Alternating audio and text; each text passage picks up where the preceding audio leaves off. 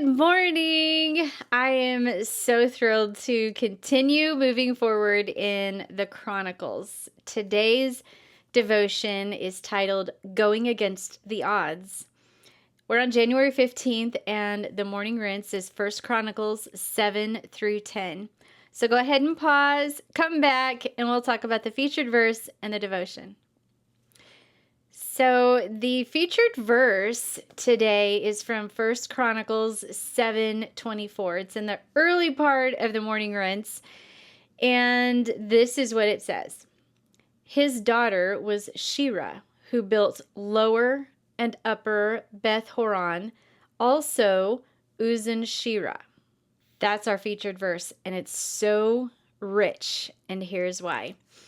Sometimes when I come to passages like these last few chapters, it's, again, so easy to skim over them and just not take notice of who the people were that was listed. In today's morning rinse, you've got a ton of genealogy throughout it all. When I was mentioning it from January the 13th, we know that people are truly important. You are truly important. But what struck out to me in today's morning rinse was that God chose to mention a daughter along with all of the chief of men in this genealogy. That's what our featured verse was. It's focusing on this daughter. His daughter was Shira, who built Lower and Upper Beth Horon, also Uzan Shira. So here we are. In the midst of all this genealogy, we're talking about the sons of Issachar, the sons of Tola, and he had to mention in this genealogy, if you notice, that the sons of Tola were mighty men of valor. Then you've got the sons of Uzi, and all five were chief men.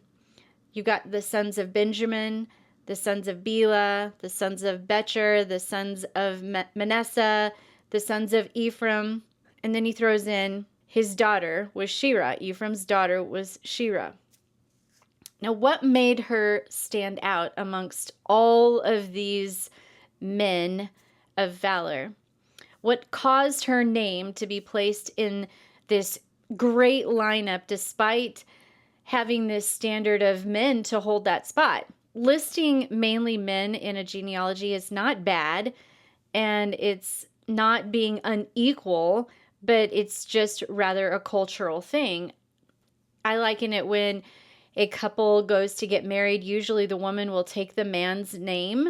It's really a form of respect and honor and how families are named. It's very similar to that. It's what I liken it to. But this lady, Shira, caused a comma in the list of descendants of Ephraim. Her actions instigated that the writer insert her name, like very similar how he did with Jabez from yesterday's devotion. She was actually viewed as an equal among all these other great leaders. So what did she do that made such an impact for her to be remembered? So we can gain a lot of information about her from just one verse. Just one verse. She was named the builder of not one, not two, but 3 cities. She was named the builder from the Lower and the Upper Beth Horon. That would be like saying North Los Angeles or South Los Angeles. It could be broken up into 2 different cities, whatever that city is. So it would be the Lower and the Upper. And then a 3rd city called Uzan Shira.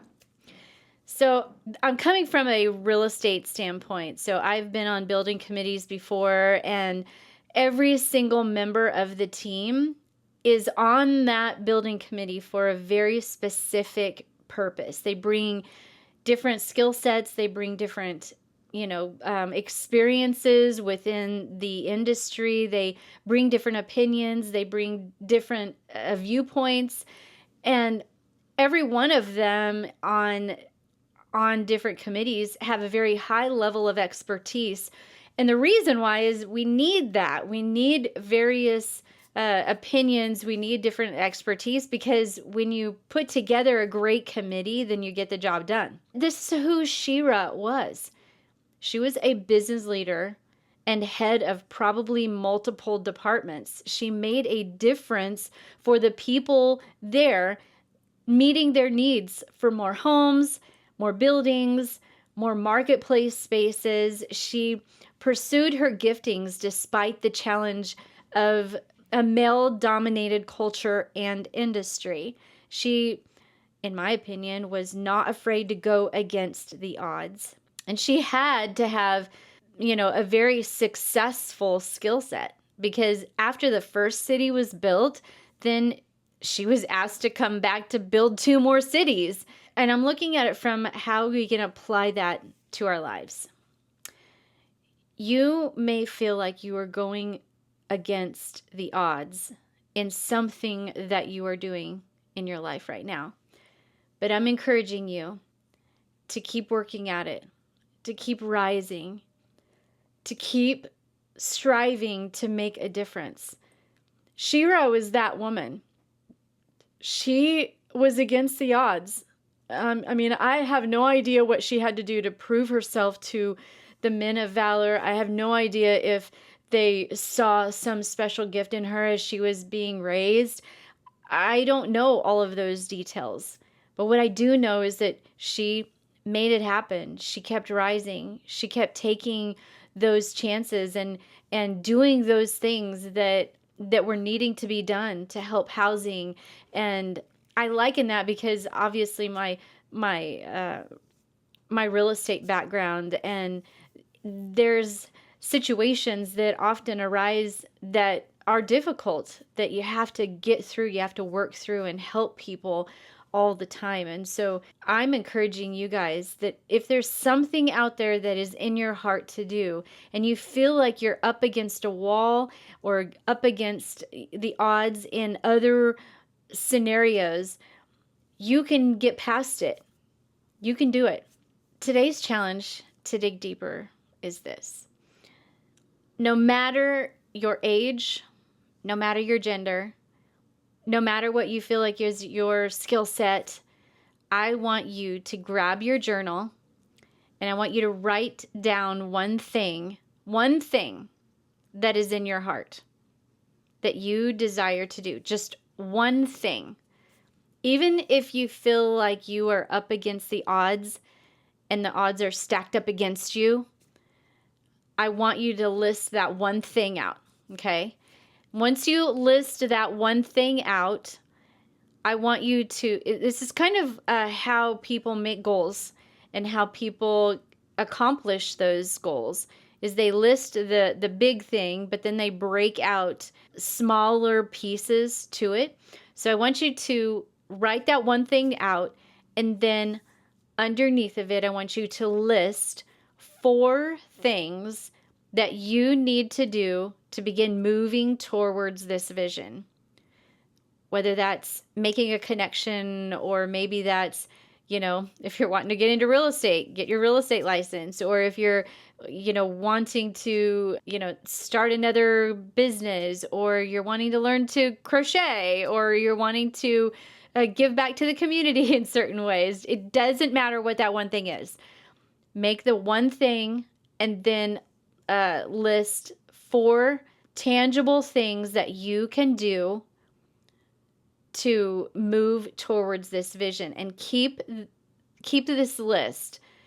Put it in your planner every single day moving forward, so that you can see what is on your list and realize that even though the odds could appear that they're stacked up against you, what is in your heart could very well be provided by God.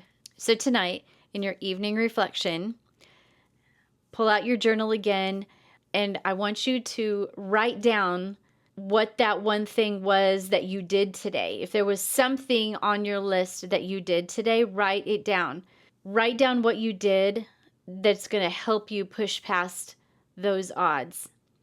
And feel good that you are making these daily goals to accomplish the big picture. Because Now that it's in your planner and now that it's written down for you to accomplish, I want you to dream bigger. Just like Shira, she accomplished some pretty amazing things. She built 3 cities. You can do something too that you might not necessarily think is possible. So I want you to write it down and write 4 tangible things that you can do and start doing them.